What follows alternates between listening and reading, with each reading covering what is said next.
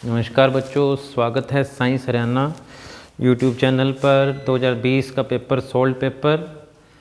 तो पहला क्वेश्चन इसमें बेटे आपको दो चीज़ों की हेल्प मिलेगी कि पेपर में क्वेश्चन अटैम्प्ट कैसे करना है, डायग्राम बनाना बड़ा ज़रूरी होता है। पहला क्वेश्चन है, एक particle complete semi circular path. Semi circular यानी कि हाफ सर्कल कंप्लीट करता है, तो उसका डिस्प्लेसमेंट और डिस्टेंस का रेशियो, डिस्टेंस तो हो गया बच्चों पाई आर, 2 पाई आर का आधा, और डिस्प्लेसमेंट क्या होगी, shortest path between initial and final point. तो डिस्प्लेसमेंट कितनी हो जाएगी, आर प्लस आर 2r, और डिस्टेंस कितना होगा पाई आर। तो आंसर आएगा पाई आर अपॉन 2r। रेशियो पूछ रखा है पाई बाय 2, तो option A pi by 2 correct हो जाएगा। इनमें बच्चों अपने को 4 पार्टिकल्स दे रखे हैं, इनका मोमेंटम सेम वेलोसिटी पे चल रहे हैं, इनमें किसका मोमेंटम सबसे ज़्यादा है।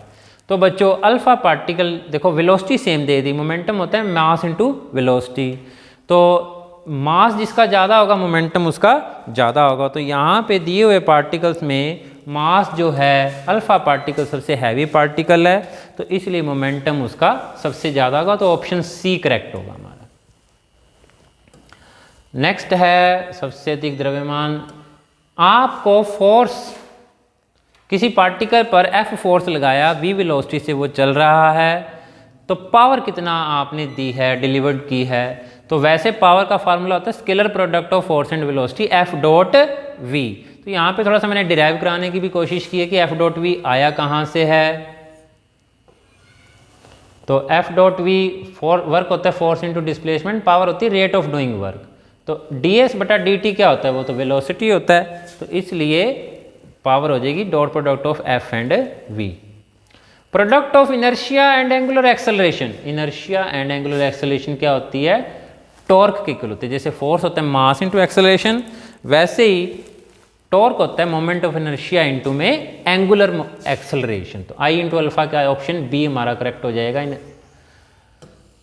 Weight of body at the centre of earth कितना होता है, 0 होता है। क्यों 0 होता है, क्योंकि वहाँ पे g की वैल्यू 0 होती है, क्योंकि वेट होता है m इंटू में g की वैल्यू 0 है, तो इसलिए फोर्स 0 हो जाएगा, वेट भी at the centre of earth 0 हो जाएगा। Which of the following is not unit of energy. तो जूल, कैलोरी, इलेक्ट्रॉन वोल्ट तीनों एनर्जी के यूनिट हैं, लेकिन किलोवाट जो है वो पावर का यूनिट है, इसलिए ऑप्शन डी हमें चूज करना होगा कि वो तो पावर का यूनिट, एनर्जी का यूनिट नहीं है। जब मोमेंटम बॉडी का इंक्रीज किया जाता है 3 टाइम, तो इसकी काइनेटिक एनर्जी पर क्या प्रभाव पड़ेगा। तो इस बच्चों ये 2019 में भी क्वेश्चन आया हुआ है सेम। तो P square by 2m, P square हमारा हो जाएगा 3p वैल्यू पुट करेंगे, क्योंकि उसने क्या है कि 3 गुना हो गया मोमेंटम, तो 3 गुना मोमेंटम हो गया, तो हमें नए मोमेंटम P2 की वैल्यू 3p1 पुट करनी पड़ेगी, तो वो 9 टाइम हो जाएगा काइनेटिक एनर्जी का। इस क्वेश्चन में देखो प्लैनेट की वेलोसिटी कहाँ पे सबसे ज़्यादा होगी, A B C D 4 points में। तो जब वो प्लैनेट नज़दीक होगा सन के सबसे ज़्यादा, तो उसकी वेलोसिटी मैक्सिमम होगी।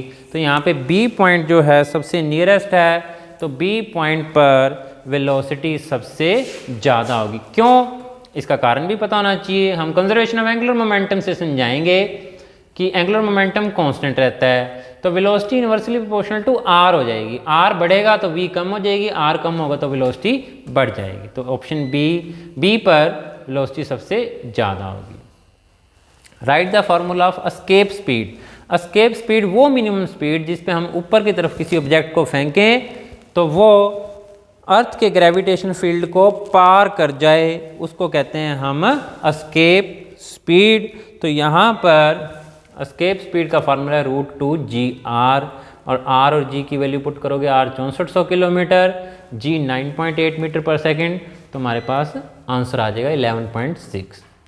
वो कौन सी प्रॉपर्टी है जिसके कारण liquid try to have minimum surface area. तो सरफेस टेंशन, सरफेस टेंशन एक लिक्विड की प्रॉपर्टी होती है, सिर्फ लिक्विड की, कि भाई वो अपना एरिया, सरफेस एरिया मिनिमम करने की कोशिश करते हैं। Write down the formula for the speed of transfer wave in A stretched string. तो स्ट्रेच खींचे हुए स्ट्रिंग के अंदर वेव का जो फॉर्मेशन होता है, ट्रांसफर वेव कौन सी वेव होती हैं, जिनके पार्टिकल का ऑसिलेशन और एनर्जी का प्रोपेगेशन एक दूसरे के ऊपर ट्रांसफ़र होता है, ठीक है। तो ट्रांसवर्स वेव में जो फार्मूला है F/√F/μ है, F धागे के अंदर टेंशन है और म्यू मास per unit length. 12th question देखो, एक गैस ए से बी, बी से सी, सी से डी गई, टोटल वर्क डन। एक नंबर के अंदर बहुत बड़ा क्वेश्चन है स्टूडेंट्स ये। तो ए से बी तो वर्क डन 0 होगा क्योंकि वॉल्यूम चेंज नहीं हो रहा, क्योंकि वर्क डन होता है pressure into change in volume. तो बी से सी एक्सपेंशन है तो वर्क डन पॉजिटिव होगा, और सी से ए कंप्रेशन है तो वर्क डन नेगेटिव होगा। फिर आपको तीनों वर्क डन जोड़ने हैं तो नेट वर्क डन आ जाएगा -3P1V1। Which law of thermodynamic gives concept of internal energy? First law of thermodynamic. कौन सा law? First law of thermodynamic ने एनर्जी, इंटरनल एनर्जी का कॉन्सेप्ट दिया। एसआई यूनिट, एसआई यूनिट किसका? Gas constant. गैस कांस्टेंट होता है हमारा are, तो उसका यूनिट होता है जूल पर मोल पर केल्विन। आगे आगे बच्चों short answer type question. Short answer type question में हमको दे रखा है P=a² b² बाय में c²। तो इसकी आपको, इसमें हमको परसेंटेज एरर फाइंड आउट करनी है। आपको a की परसेंटेज एरर दे रखी है, b की और c की। तो इसका फार्मूला बच्चों ये देखो ध्यान से, डेल्टा P/P तो होती है रिलेटिव एरर। अगर हम इसको 100 से मल्टीप्लाई कर देते हैं तो ये बन जाती है परसेंटेज एरर। पावर आगे आ जाती है, तो तीनों की पावर 2 2 2 थी, आगे आ गई। डेल्टा A/A की वैल्यू दे रखी है 1%, डेल्टा B/B की वैल्यू दे रखी है 2%, डेल्टा C/C की वैल्यू दे रखी है 3%। तो तीनों को ऐड कर दिया, आंसर आ जाएगा हमारा 12%। एक ऑब्जेक्ट कांस्टेंट एक्सेलरेशन से चल रहा है, वेलोसिटी टाइम ग्राफ कैसा होगा? तो वेलोसिटी टाइम ग्राफ होगा हमारा स्ट्रेट लाइन। और डिस्प्लेसमेंट टाइम ग्राफ कैसा होगा? वो होगा पैराबोलिक। ये एक पैराबोला है बच्चों। पोजीशन टाइम ग्राफ अगर कांस्टेंट एक्सेलरेशन है तो पैराबोलिक पाथ आ जाएगा। इम्पल्स क्या होता है? इम्पल्स होता है बच्चों चेंज इन मोमेंटम। इम्पल्स क्या है? जब कोई फोर्स बहुत थोड़े टाइम के लिए लगता है तो हम उसको इम्पल्सिव फोर्स कहते हैं। और वो पूछा उसने कि ये स्केलर है कि वेक्टर, तो ये हमारी वेक्टर क्वांटिटी होता है, क्योंकि दोनों मोमेंटम जो वेक्टर क्वांटिटी है, तो इसलिए इम्पल्स भी हमारा वेक्टर क्वांटिटी है। Give answer of the following question. क्या ऐसा हो सकता है कि अगर फोर्स 0 हो तो बॉडी चल रही हो या वो रेस्ट पे ही होगी? ऐसा हो सकता है कि जब फोर्स 0 हो तो बॉडी चल रही होगी। हम F=ma से ये देख सकते हैं। अगर एक्सेलरेशन 0 हो तो इसका मतलब ये भी हो सकता है कि या तो बॉडी रेस्ट पे है या उसकी जिस स्पीड से चलती जा रही है इनिशियल स्पीड फाइनल स्पीड के इक्वल हो जाएगी, v=u। तो हम कह सकते हैं कि अगर फोर्स 0 तो body can move with constant velocity also.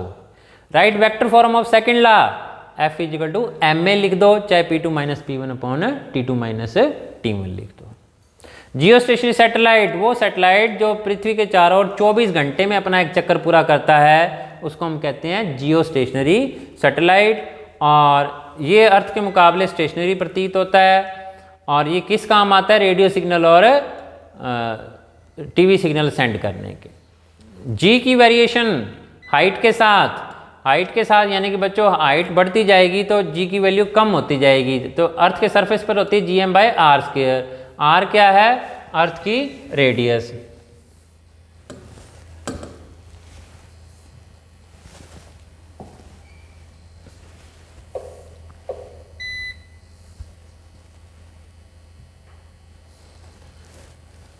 अरे तो जैसे जैसे हाइट बढ़ती जाएगी वैसे वैसे जी की वैल्यू कम होती जाएगी। नेक्स्ट क्वेश्चन, सेकंड पेंडुलम क्या है? सेकंड पेंडुलम वो पेंडुलम जिसका टाइम पीरियड 2 सेकंड होता है, उसको हम कहते हैं सेकंड पेंडुलम। और इसकी लेंथ पूछ रखी है, तो लेंथ इसकी आ जाएगी T=2π√L/g। L पता लगानी है, G की वैल्यू 9.8, T टाइम पीरियड की वैल्यू 2 सेकंड, तो लेंथ आ जाएगी 1 metre.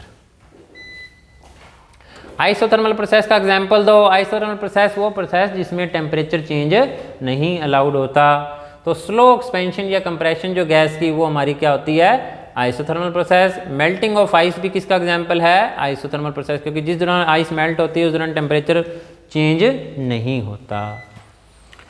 What do you understand by capillarity? Capillarity क्या होती है बच्चों? स्मॉल छोटे छोटे पोर्स में से कोई लिक्विड जब राइज करता है दैट इज कॉल्ड कैपिलैरिटी। और कैपिलैरिटी का फार्मूला ये देखो, ये छोटी सी पाइप दिखा रखी है, इसमें वाटर का लेवल बर्तन में तो इतना है, लेकिन इसमें कुछ हाइट तक लिक्विड राइज कर, जितनी पतली पाइप होगी उतना ज़्यादा लिक्विड राइज करते हैं। तो आर के इन्वर्सली प्रोपोर्शनल है, आर रेडियस है कैपिलैरिटी की, डेंसिटी पे डिपेंड करता है और सरफेस टेंशन पे डिपेंड। H=2T cos थीटा, सिर्फ फार्मूला पूछा है बच्चों उसने। ये डायग्राम बना के मैं सिर्फ ये क्लियर करना चाहता हूँ कि टीचर को कैसे रिप्रेजेंट करना है हमको paper. Define coefficient of thermal conductivity. Coefficient of thermal conductivity बच्चों नेचर ऑफ मटेरियल पे डिपेंड करता है कि एक सिरे से दूसरे सिरे पर हीट जा रही है तो वो किस किस बात पे डिपेंड करती है। एक तो एरिया पे यानी चौड़ा, और दूसरा डिपेंड करती है वो थिकनेस पे एक्स पे, और तीसरा टेम्परेचर डिफरेंस पे। चौथी चीज़ जैसे भी हीट जो ट्रांसफर हो रही है वो किस पे डिपेंड करेगी? नेचर ऑफ मटेरियल पे। इसी का नाम हमने क्या रख रखा है? Thermal coefficient of thermal conductivity. जैसे तांबे के लिए अलग वैल्यू होगी इसकी और पीतल के लिए अलग होगी। थैंक यू बच्चों, बाकी क्वेश्चन हम अगले वीडियो में आपसे डिस्कस करेंगे।